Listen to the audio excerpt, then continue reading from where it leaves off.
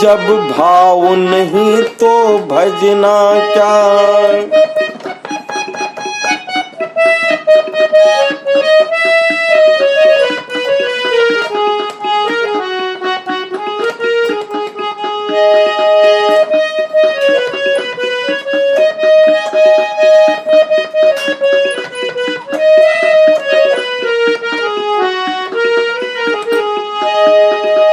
कौड़ी कौड़ी माया जोड़ी धंधा खूब बढ़ाया, मैंने धंधा खूब बढ़ाया। अंतर मन में झांक के देखा कुछ काम नहीं आया। जब ठग ही गए तो ठगना का जब भाव।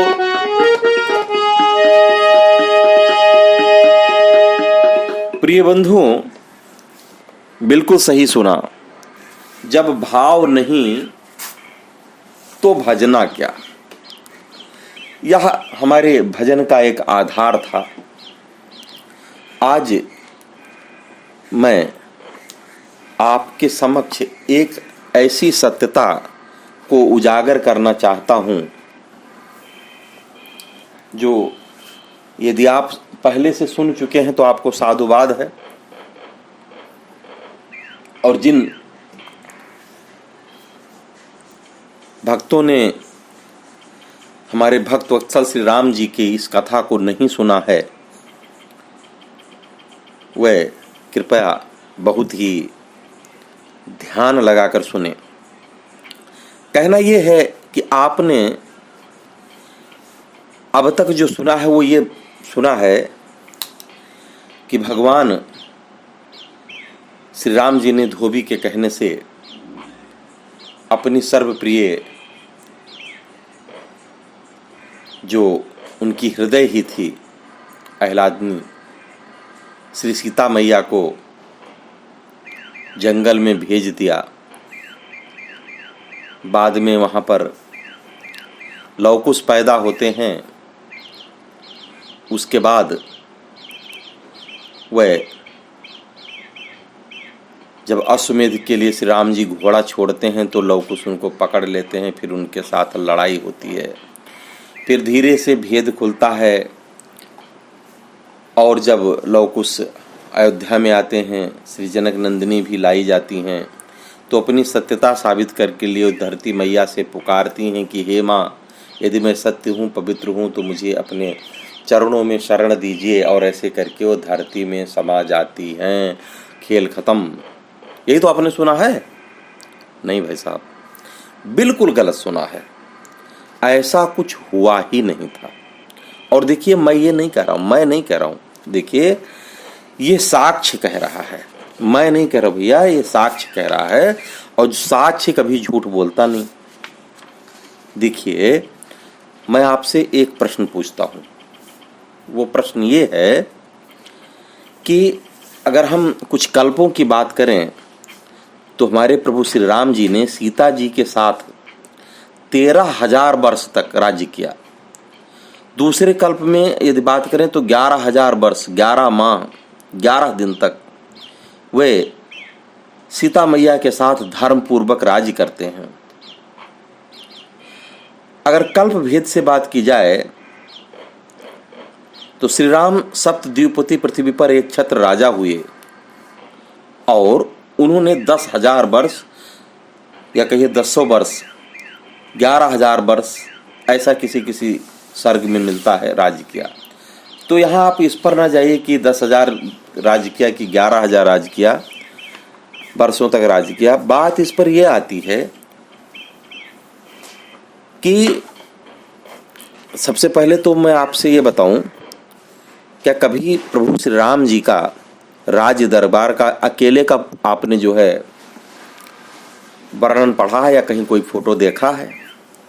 यदि नहीं तो यहीं से हमारे मन में यह प्रश्न उठा कि एक जगह तो मिलता है कि भगवान पृथ्वी पर बहुत ही लंबे समय तक, अवधि तक माता जानकी के साथ राज किए हैं, और दूसरा यह भी प्रसंग यही आता है कि नहीं भाई, वो तो जो है 100वें अश्वमेध यज्ञ के बाद जब लवकुश से उनकी लड़ाई होती है लक्ष्मण और आदि भाइयों की, फिर जो है सीता मैया अपने आप को सत्य साबित करने के माध्यम में ही पृथ्वी के गर्त में समा जाती हैं।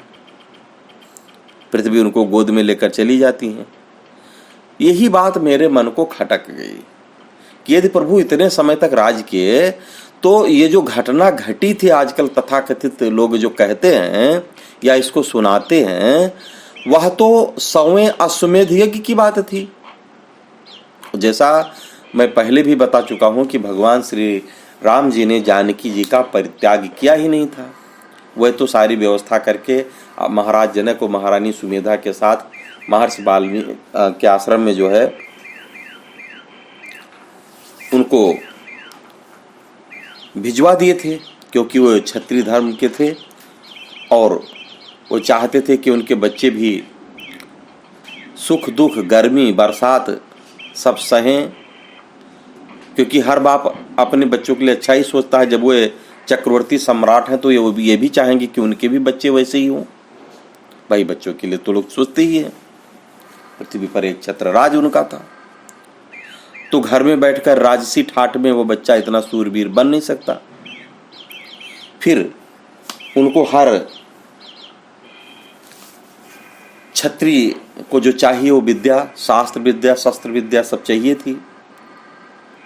तो उन्होंने धोबी का मान भी रख लिया और साथ से माता सीता जी को वाल्मीकि जी के आश्रम पर भेज करके अपने बच्चों को हर शिक्षा में पारंगत करा लिया। भेजने से पहले सीता जी उनके वाम अंग में प्रतिष्ठित हो गई थी। आप ये बात जानते हैं ना। तो जब लौट के आए 5 साल के लिए तो भेजा गया था, तो क्या भैया 5 साल में वो 11,000 वर्ष पूरा हो जाता? नहीं ना। और इसीलिए श्री राम जी ने जो घोड़ा श्याम कलर का छोड़ा था 100वें अश्वमेध यानी अंतिम अश्वमेध यज्ञ के लिए, उसी को तो लवकुश जी ने पकड़ा था। इसी कथा को भैया अगर विश्लेषित करके आपके समक्ष प्रस्तुत किया जाए तो इस प्रकार बनती है। आपका समय ज़्यादा न लेकर के हम इस कथा पर आते हैं, लेकिन मैं आपसे बार बार करबद्ध निवेदन करता हूँ कि हमारे वीडियो को स्किप मत करिएगा। बिना स्किप किए हुए आप इसको पूरा देखिएगा, पूरा सुनिएगा। अगर आप देखकर समय नहीं मिलता, क्योंकि हमने देखने का इसमें कुछ ऐसा हम कोशिश करते हैं कि इसमें जो सामग्री हो वो अच्छी हो, कंटेंट अच्छा हो, बाकी हम आडंबर नहीं करते भैया। तो हम यही कहेंगे आपसे कि जो है जो भी कुछ आपको अच्छा लगे या अच्छा लगता है तो हे भक्तजनों इसको पूरा सुनिए और इसको सब तक पहुंचाइए, ताकि सत्यता से लोगों का सामना हो सके। कथा कुछ इस प्रकार है। जब भगवान श्री राम जी अपनी 99 अश्वमेध यज्ञ पूर्ण कर ले जाते हैं, तब 100वें यज्ञ का उनका प्रारंभ फिर से हो जाता है। और हर बार वे श्यामकर्ण घोड़े को छोड़ते हैं, पीछे सेनाएं जाती हैं। शत्रुघ्न जी अपना सेना लेकर पूरी पृथ्वी भूमंडल पर घोड़ा घूमता है और लौट के आता है। यज्ञ की पूर्ति हो जाती है। लेकिन 100वें यज्ञ में ऐसा नहीं हुआ। 100वें यज्ञ में ऐसा कुछ नहीं हुआ। इस यज्ञ में जो है भैया सीता मैया के वे दोनों पुत्र जो वाल्मीकि जी के आश्रम में थे, वे उस घोड़े को पकड़ लेते हैं।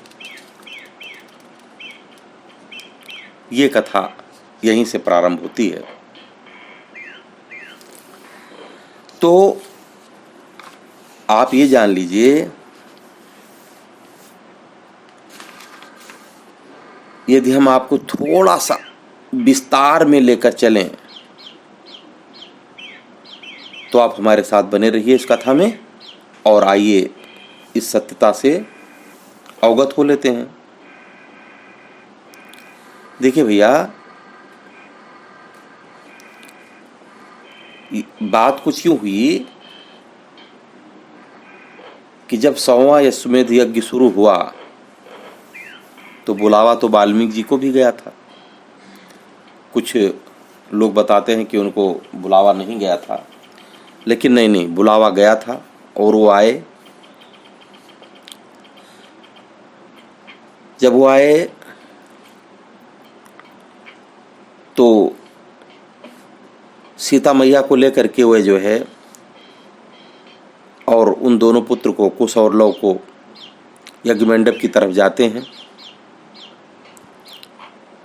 अब यहाँ सीता जी तो पालकी में होती हैं, इसलिए कोई राजा वो जान नहीं पाते कि इसमें बैठा कौन है। राजा जनक, महारानी सुमेधा भी उस ये उत्सव में आते हैं। जब एक स्थल 2 कोस दूर रह जाता है तो मुनीश्वर वाल्मीकि ने एक रमणीय कुटी में सीता सहित दोनों बालकों को ठहरा दिया। महर्षि ने उस पर्ण कुटी में सीता को सभी से गुप्त रखते हुए ठहराया। राजर्षि जनक और राजरानी सुमेधा जी अपनी सेना के साथ नृप सेना के लिए बने हुए निवास गृह में जाकर रुकते हैं। वहाँ श्री राम की जनक से भेंट होती है। वाल्मीकि जी सीता के उन दोनों बुद्धिमान पुत्र कुश और लव को वहाँ पर जो होते हैं ना, उनका वस्त्राभूषण उतरवा देते हैं, उनको जटा और बलकल, मृगचम इत्यादि पहनवा करके, और कहते हैं कि देखिए जहाँ पर राजा राम जी बैठे हैं वहाँ आप जाइएगा और जैसा मैंने आपको कथा सिखाई थी ना, बिल्कुल उतना ही कथा सुनाइएगा। चाहे वो नगर की गलियाँ हों, चाहे उनका निवास है, घूम घूम कर आप सभी को खूब कथा सुनाओ। और यदि श्री राम जी सुनना चाहें तो उन्हें भी सुनाइए, लेकिन सुनाते समय ध्यान रहे कि राम के समक्ष पूरी रामायण तभी गाना जब मैं कहूँ। ये किसने कहा? वाल्मीकि जी ने। कथा यहीं से भैया विस्तार को लेती है, यानी कि जन्म कांड से आगे सीता त्याग पर्यंत की कथा नहीं सुनाना है, ऐसा वाल्मीकि जी उन दोनों बच्चों को आदेश देते हैं लव कुश को। यदि श्री राम तुम्हें कुछ पुरस्कार भी दे तो मत लेना, ये भी उनको निर्देश मिलता है। इस प्रकार महर्षि वाल्मीकि द्वारा कहे गए वचनों का पालन करते हुए वे दोनों बच्चे अयोध्या में विचरण करने लगते हैं। श्री रामचरित का जो कथा है वो उनको सुनाते हैं भैया गलियों में। वहाँ की जो जनता सुनती है। भगवान श्री राम जी को जब पता लगता है तो भी अपने दरबार में उनको बुलवा भेजते हैं। दोनों बालक को जब बुलाया जाता है तो वे भी भगवान श्री राम जी को आदर सहित प्रेम पूर्वक नमस्कार करते हैं। राजा लोग जो बैठे होते हैं ना, वो तो उन दोनों बालकों को ऐसे देखते हैं जैसे उसमें से छोटा सा राम हो। कहते हैं अगर ये जटा वाले नहीं होते ना और बलकल वस्त्र न पहने होते तो हम इनको श्री राम में कोई अंतर ही न पाते इनसे। तो ऐसा भैया बच्चों को देख करके वहाँ पे जो राजा महाराजा आए हुए थे मंत्रमुग्ध हो जाते हैं। वो काफ़ी जो है उनमें इतना उत्साह भर जाता है कि उनकी कथा सुने या उनको देखते रहें। तब भैया उसी बीच एक सैनिक जो कभी लव के बाणों के प्रहार से पीड़ित था, घबराकर यज्ञ स्थल में आता है। यज्ञ स्थल में जहाँ जहाँ यज्ञशाला थी, और श्री राम से उस पीड़ा का स्मरण करते हुए और लव की ओर बार बार उंगली का संकेत करते हुए कहता है कि हे प्रभु, हे श्री राम, हे महाबाहो, आप इस बालक की ओर जरा देखिए तो ये वही है जिसने अपने बाण समूहों से मुझे आपके पास उठाकर फेंक दिया था और यही सरोवर से बार बार कमलों के पुष्पों को चुरा कर ले जाता था। हे प्रभु, इसने बार बार आपकी निंदा की है, ये आपके लिए दंडनीय है, आपका अपराधी है। ये अपना वास्तविक पुराना वेश बदल कर आया हुआ है। इसने अपने रथ, वस्त्र, आभूषण तथा शस्त्रों का कहीं परित्याग कर दिया है। इस अत्यंत अभिमानी को आप अवश्य दंड प्रदान करें। दूत कहते हैं श्री राम जी से। जब श्री राम जी अपने दूत के मुंह से ऐसी बातें सुनते हैं ना भैया, तो अपने सुधामयी दृष्टि अत्यंत स्नेह से बार बार उन बालकों की ओर देखने लगते हैं। वे बच्चे भी बड़े ही मासूमियत से प्रभु श्री राम की तरफ देखते हैं, लक्ष्मण की तरफ देखते हैं भैया। और प्रभु उनको आदेश देते हैं कि अच्छा ठीक है, अब आप रामायण सुनाइए। वो अपनी बीड़ा की झंकार के साथ श्री राम चरित्र का श्री रामायण जी का गान प्रारंभ करते हैं। उन दोनों के मधुर गायन को सुनकर भगवान अत्यंत प्रसन्न होते हैं, उनको बहुत संतोष होता है। उस गान में श्री राम की के उस सुखदायक चरित्र का वर्णन होता है जो उन्होंने अपने आविर्भाव से लेकर विलास कांड पर्यंत पूर्व में सीता के साथ संपन्न किया था। इसी प्रकार रामायण का गान करते करते जब मध्यकाल हो जाता है, तब उस गान से प्रसन्न मुख कमल वाले श्री राम जी उन दोनों बात से बोलते हैं कि भाई बहुत अच्छा है, आज समय अधिक हो गया है, कल तुम दोनों पुनः यहाँ आना, फिर रामायण सुनाना। ऐसा कहकर उन्होंने श्री राम जी की आज्ञा स्वीकार कर किया बालकों ने। और श्री राम जी लव से कहने लगे, यद्यप तुमने पूर्व में सरोवर में कमल आदि तोड़ा है, सेवकों को पीड़ित किया है, मेरा अपराध किया है, फिर भी मैं तुमसे प्रसन्न हूं और मैं तुम्हें कोई दंड नहीं दूंगा। तुम्हारे गान द्वारा किए गए मेरे चरित्र का श्रवण मेरा मन अत्यंत शांति को प्राप्त हो गया है। अतः तुमने जो कुछ भी किया उसके लिए मैं तुम्हें क्षमा करता हूं। अब तुम मेरा भय छोड़कर सुखपूर्वक अयोध्या में घूमो। राम जी के उन वचनों को सुनकर लव उनसे कहने लगे, उस समय मैंने जो अपराध किया था उसका मात्र यही उद्देश्य था कि मैं आपका दर्शन प्राप्त कर सकूं। आपने मेरे अपराध का स्मरण करके भी मुझे बुलाया, यह आपकी बड़प्पन है। आज आपका दर्शन हो गया है और मेरे पौरुष में वृद्धि हो गई।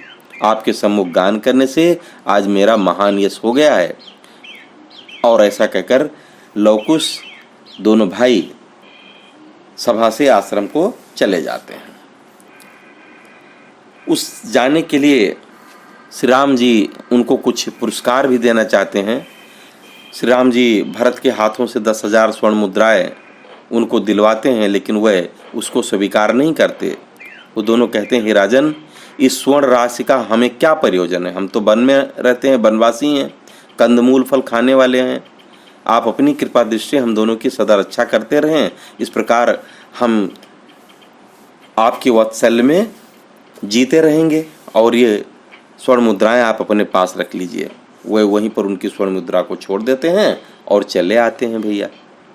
अब इधर उन बालकों के मुख से अपनी कथा का बल श्री राम जी अत्यंत विस्मय में पड़ गए। कुटी में आकर कुछ ने भी यज्ञमंडल में घटित सारी घटना की जो है कौतूहल बता दिया। उसके बाद वो गंगा स्नान को चला जाते हैं लवकुश। अब इसी समय की बात है जब लव शिशुओं के साथ खेल रहे होते हैं, अश्वमेधीय यश घूमता हुआ वहां पहुंच जाता है घोड़ा।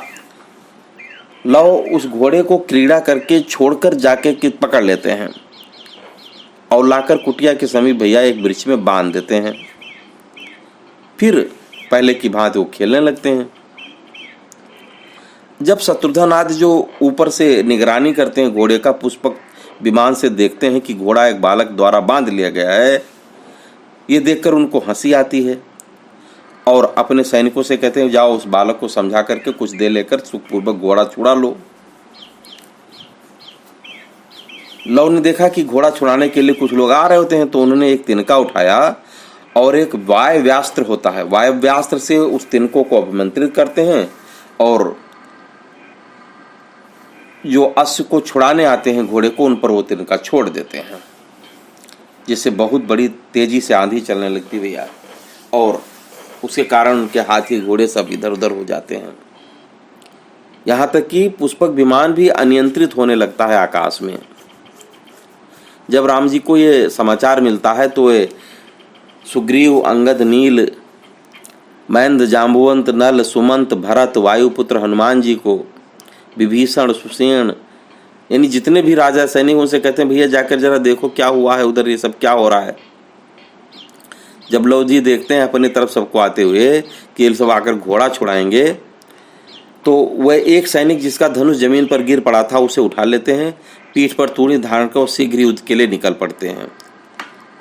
जैसे वे धनुष की तीव्र टंकार करते हैं भैया और लेकिन ये सोचते हैं कि इधर मेरे चाचा आज सब उनको पता है, पहले ही वाल्मीकि जी बता दिए हैं, तो मैं कैसे लड़ूंगा इनसे, कैसे अपना तीस बाण इन पर मानूंगा, ये तो हमारे स्वजन हैं, इनका वध करने से पाप होगा, कैसे करूं।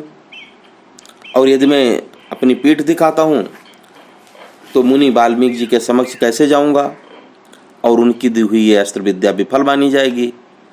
बहुत परेशान होते हैं ऐसा सोचकर भैया। फिर मन में निश्चय करते हैं कि इस पर हम सब पर मोहनास्त्र का प्रयोग कर दूंगा और ये लोग जो है जब मोहित हो जाएंगे तब इनको पकड़ लूंगा। और वो ऐसा करते भी हैं, मोहनास्त्र चला देते हैं। फिर लव ने सुमंत्र और भरत को अपनी कांख में दबा लेता है लव, और हाथों से वायुनंदन हनुमान तथा सुग्रीव को पकड़कर प्रसन्नता पूर्वक माता सीता के पास ले जाता है। दिखाते हैं कि देखो हम इनको पकड़ के लाए हैं, क्या दंड दें माँ। माता जी जब देखती है ना, उनको दया आती है, लव के हाथों से सबको छुड़वा देती है। उधर भगवान श्री राम जी जब ये समाचार पाते हैं ना भैया, जब इनको ये समाचार पता लगता है तो बहुत विस्मय में पड़ जाते हैं। लक्ष्मण को भेजते हैं कि भाई अब जाकर देखो ये छोटे छोटे बालक हैं कि क्या तूफान है। लक्ष्मण जी भी आते हैं, कहते हैं भाई देखो हमारा आपका कुछ डांड मेड़ तो उलझा नहीं है, आप जो है ये भगवान श्री राम जी के चक्रवर्ती सम्राट का ये श्याम वर्ण घोड़ा है जो अश्वमेध यज्ञ के लिए छोड़ा गया है, आप ऐसा करो इस घोड़े को छोड़ दो और आप सुखपूर्वक यहाँ रहो और हम अपने काम पे चले जाएंगे। वो कहते हैं देखिए ऐसा है, अब चूंकि घोड़ा हमने बांध रखा है और इसके मस्तक पर लगी तख्ती को भी पढ़ रखा है और इसमें लिखा है कि जो घोड़े को पकड़े वो हमसे युद्ध करेगा, तो ऐसा हम भागे नहीं हैं, हम युद्ध के लिए तैयार हैं और आओ आ जाइए, हम आपसे युद्ध करेंगे। मैं आज आपको इस रण में जीतूंगा, क्योंकि मुनि वाल्मीकि ने तो मेरी मैया का दुख दूर करने के लिए मेरा निर्माण किया है। आज युद्ध में मैं तुम दोनों को जीतकर माता के दुख दूर किए देता हूँ। ये लव बोलते हैं, क्योंकि कुछ तो पहले से थे, लव को तो वाल्मीकि जी ने बनाया था ना। इसी प्रकार से लव के वचन रूपी बाणों से लक्ष्मण आदि बहुत दुखी हो जाते हैं और फिर क्रुद्ध होकर यानी कि बहुत गुस्सा करके लव पर अस्त्र शस्त्रों की वर्षा करने लगते हैं। लव भी अपने बाणों से उन पर प्रहार करते हैं। दोनों के बीच रक्तपात की भैया नौबत आ जाती है। इतने में जो है एक मंत्री जी श्री राम जी से कहते हैं कि हे प्रभु, आप चुपचाप यज्ञ मंडप में खड़े हैं, देख रहे हैं इतना भयावह युद्ध चल रहा है, हे भक्तवत्सल आप कुछ सोचते क्यों नहीं? क्या आप भाई को जीवित नहीं देखना चाहते कि लक्ष्मण जान बचा क्या है?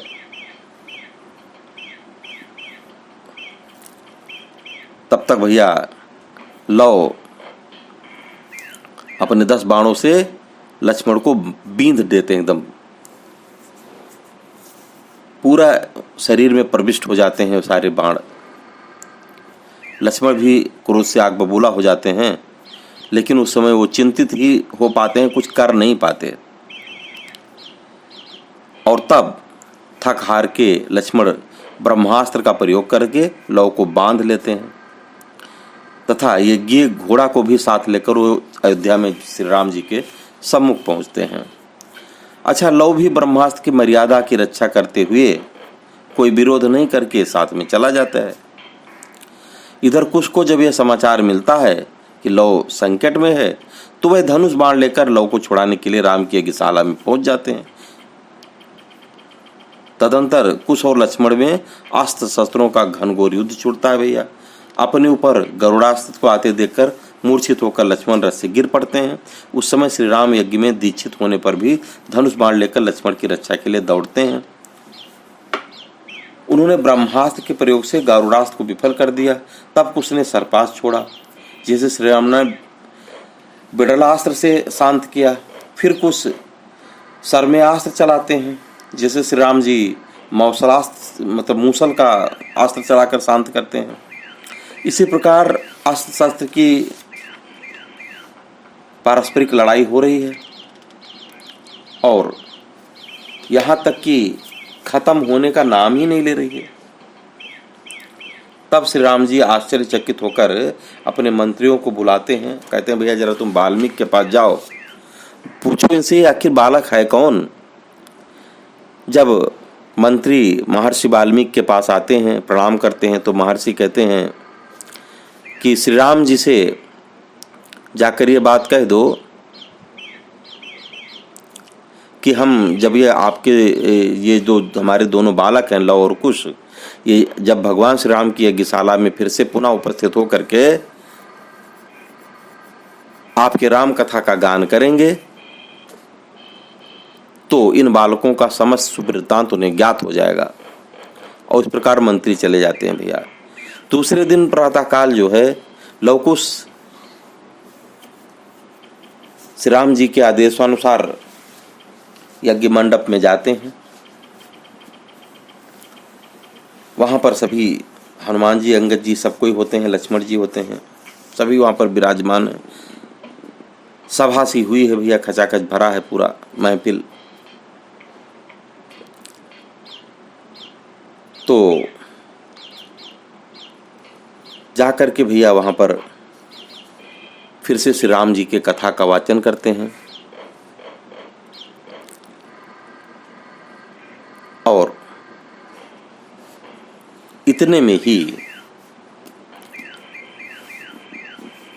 महर्षि जी कहते हैं कि हे श्री राम, अब वो समय निकट आ गया है जब आपकी पत्नी सीता अपने ऊपर लगे हुए आरोप का खंडन करें। भगवान श्री राम जी को ये बात बहुत नेक लगती है। श्री राम जी के वचन सुन करके लक्ष्मण आदि महर्षि वाल्मीकि के पास जाते हैं। जो भी श्री राम जी ने कहा था वह उनको बता देते हैं। और जब श्री राम जी के मन की बात वाल्मीकि जी जानते हैं तो जिन्हें लव ने बंदी बना रखा है आदर पूर्वक लक्ष्मण को सौंप देते हैं और बोले आप लोग जाकर श्री राघव से संदेश कह दें कि कल सीता सभी लोगों के समक्ष शपथ ग्रहण करेंगी। ध्यान दीजिएगा इस बात पर। उसके बाद लक्ष्मण आज सभी श्री राम के पास लौट जाते हैं और अपने कथानुसार दूसरे दिन श्री राम जी एक अत्यंत मनोरम तथा श्रेष्ठ सभा आयोजित करते हैं और उस सभा में उद्घोषणा करते हैं कि आज जनक नंदिनी सीता जी अपनी सत्य की परीक्षा रखेंगी, यानी कि अपने सत्य को साबित करेंगी। ये कह लीजिए अपने सत्य को साबित करेंगी। ठीक उसी प्रकार भैया थोड़ी ही समय में मुनिवर वाल्मीकि जी सीता को लेकर उस सभा में आते हैं। आगे आगे मुनिवर वाल्मीकि चल रहे होते हैं और उनके पीछे सिर को झुकाए हुए तथा हाथ जोड़े हुए सीता जी प्रसन्नता पूर्वक धीरे धीरे यज्ञ मंडप में प्रवेश करती हैं। जन्म समुदाय के मध्य सीता सहित पहुंचकर मुनिश्री वाल्मीकि ने श्री राम से कहा, हे दशरथ पुत्र श्री राम, ये सीता सदाचार संपन्न और धर्म का पालन करने वाली है। पूर्व समय में आपके लोकापवाद के भय से इन्हें यमुना जी के दक्षिणी तट पर स्थित मेरे आश्रम के समीप छोड़ दिया गया था। आज ये सीता अपनी पवित्रता की सौगंध खाएंगी, अतः आप आज्ञा प्रदान करें। ये दोनों कुश और लव नाम वाले बालक सीता के पुत्र हैं। इनमें कुश आपका है और लव को मैंने सीता के भय से लवों द्वारा बनाया है। ये दोनों आपके पुत्र हैं और किसी प्रकार से जीते जाने योग्य नहीं है। यही सत्य है और आपसे मैं सत्य सत्य कह रहा हूँ। हे रघुकुल नंदन श्री राम, मैं प्रचेता का 10वां पुत्र हूँ। मुझे स्मरण नहीं है कि मैंने कभी असत्य वचन बोला है। ये दोनों आपके पुत्र ही हैं और मैंने बहुत वर्षों तक भली भांति तपस्या की है। यदि ये सीता किसी रूप में भी दुष्टाचरण वाली होती तो मैं इनके हाथ का जल तक न ग्रहण करता। ऐसा कहकर श्री वाल्मीकि जी ने श्री राम के दाहिनी बगल में कुश को बैठाया और बाईं बगल में लव को बैठा दिया और स्वयं भी श्री राम के समक्ष एक आसन पर बैठ गए। भगवान श्री राम ने दोनों पुत्रों को स्नेह दिया, भैया उनका मस्तक सूंघा। उसके बाद श्री राम ने महर्षि वाल्मीकि जी को प्रणाम करते हुए कहा, हे महाप्राज्ञ, मुझे तो आपके अकलमष वचनों से ही विश्वास हो गया है कि सीता परम पवित्र हैं। लंका में भी विदेह तनया सीता की सौगंध मैंने देखी है। उस समय देवताओं के समक्ष इन्होंने शपथ भी लिया था। हे ब्राह्मण, सर्वथा निष्पाप होने पर भी पतिव्रता सीता का मैंने लोकापवाद के भय से पूर्व में त्याग किया था। इसके लिए हे प्रभु आप मुझे क्षमा करें। मैं यह भी जानता हूँ कि कुश मेरा पुत्र है और हे मुने, लव को आपने सीता के शाप के भय से बनाया है। तथापि सभी लोगों को विश्वास दिलाने के लिए कि सीता आज यहाँ इस सभा में आपके समक्ष शपथ ग्रहण करें, ऐसा मेरा आदेश है। उस समय वहां भरी सभा में सभी लोग भैया सीता जी को देखने लगते हैं। वह माता जानकी रेशमी वस्त्र धारण की हुई होती हैं, थोड़ा भयभीत हैं सभा को देखकर। वह अपने मुख को ऊपर किए हुए हैं, किंतु दृष्टि नीचे है मर्यादा के लिए। वह हाथ जोड़कर धरणी देवी यानी भूमि देवी से प्रार्थना करती हैं और कहती हैं, हे देवी, आप सबको धारण करने वाली हैं, सबकी माता हैं। यदि श्री राम के अतिरिक्त मैं अन्य किसी का मन से भी चिंतन किया है या करती हूँ तो आप मुझे अपने अंदर स्थान प्रदान करें। सीता इस प्रकार की सौगंध ले ही रही थीं कि उसी समय भूतल से एक अत्यंत दिव्य सिंहासन आता है जिस पर धरती मैया बैठी होती हैं। वह सीता से कहती हैं, आइए पुत्री, तुम्हारा स्वागत है, और ऐसा कहकर उनको आसन पर बिठा लेती हैं। उसके बाद वह भूदेवी माता जानकी का सुगंधित द्रव्यों से, अलंकारों से, मालाओं से पूजा करती हैं, उनका आलिंगन करती हैं और बड़े ही स्नेह से उन पर पंखा डुलाती हैं और धीरे धीरे अपने सिंहासन को लेकर पृथ्वी के अंदर जाने लगती हैं। जब सिंहासन पर बैठी हुई पृथ्वी यानी कि पृथ्वी सिंहासन पर बैठी पृथ्वी वैदेही को रसातल में ले जा रही होती है, तब सारे देवता साधु साधु की ध्वनि करते हैं। भैया सीता की उस प्रकार की शपथ का प्रभाव देखकर अंततः भूमि सभी स्थावर जंगम प्राणी आश्चर्यचकित हो जाते हैं। उसी समय भैया भगवान श्री राम जी उठते हैं वहां से। कथा यहाँ बड़ी मर्मज्ञ है। वह कहते हैं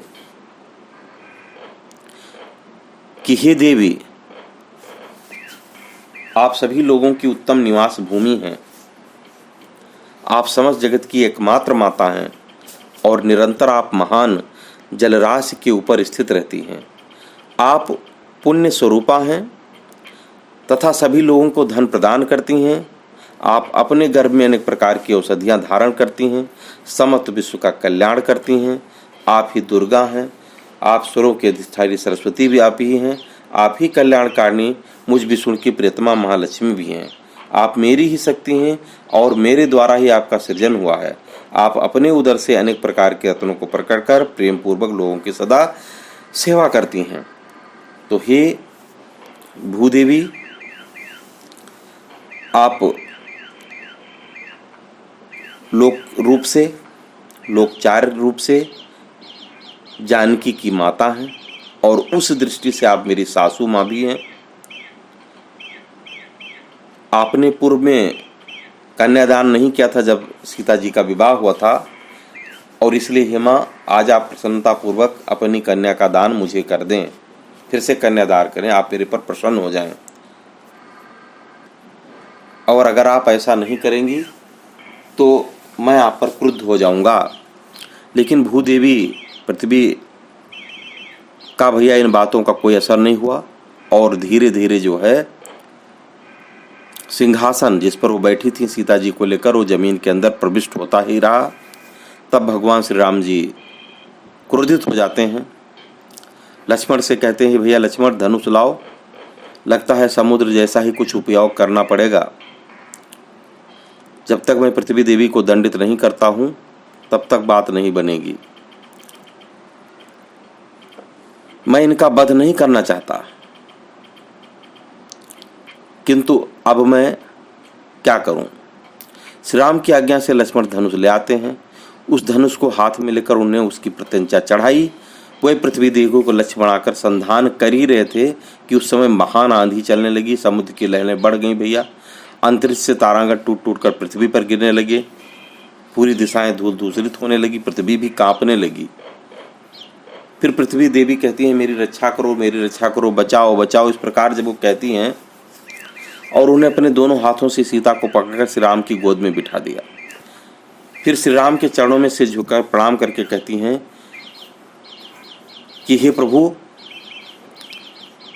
मुझे क्षमा करें, मुझसे भूल हुई।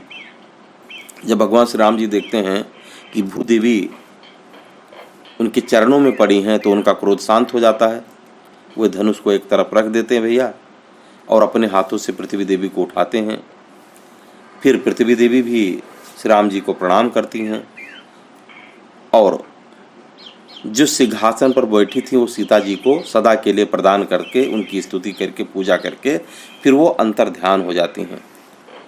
और उस समय माता सीता का पुनर्जन्म हुआ समझकर देवी देवता मनुष्य सब उन पर फूलों की अपार वर्षा करते हैं, श्री राम जी की स्तुति करते हैं।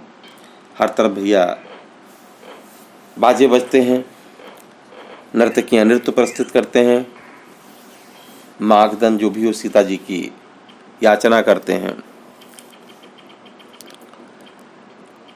भैया जाह्नवी तचड़ी तट है जो ना, पवित्र तट पर जहाँ सीता जी ने सौगंध ग्रहण किया था, वह स्थान आज भी सीता कुंड के नाम से जाना जाता है। बहुत ही प्रसिद्ध तीर्थ बन गया है।